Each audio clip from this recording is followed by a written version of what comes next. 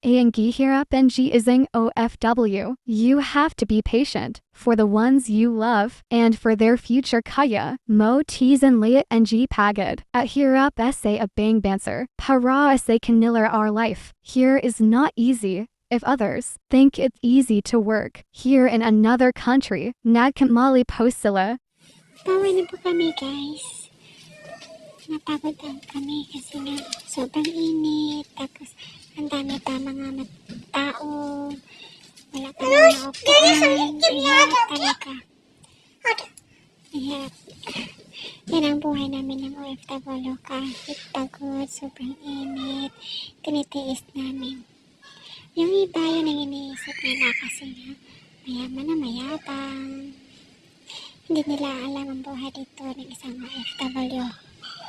Hindi nila alam. Kayo lang mga iniisip nila.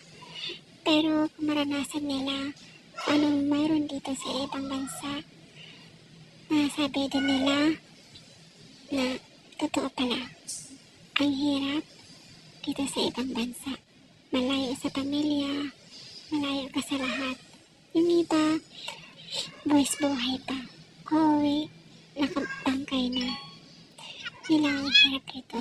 Kapag makaamo ka ng masama, uwi ka ng bangkay na lang. Uwi ka na wala ng buhay. Pumunta ka sa ibang bansa, buhay. Pagbalik mo sa Pinas, wala ka ng buhay.